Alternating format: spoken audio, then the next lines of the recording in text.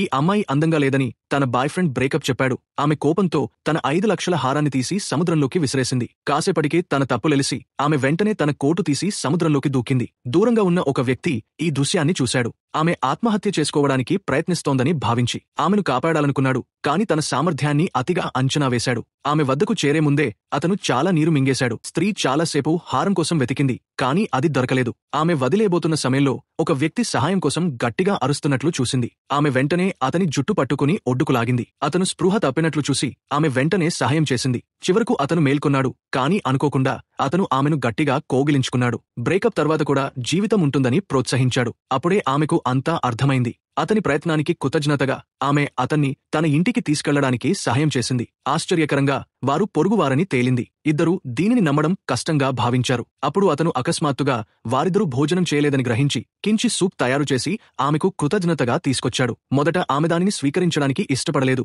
కాని తర్వాత అతన్ని బాధ పెట్టలేక లోపలికి ఆహ్వానించింది. అతను ఆమె టేబుల్ మీద ఆహారం మరియు మద్యం చూసి ఆశ్చర్యపోయాడు. కాని ఆమె శాంతంగా బ్రేకప్ తర్వాత ఎక్కువ కార్బోహైడ్రేట్లు తీసుకోవాలి అని చెప్పింది. వారు ఫ్రెండ్లీగా మాట్లాడుకున్నారు. కాని పరిచయం చేసుకున్నప్పుడు మరోసారి ఆశ్చర్యపోయారు. వారు వాస్తవానికి చిన్నప్పటి school classmates. Movie name happy ending.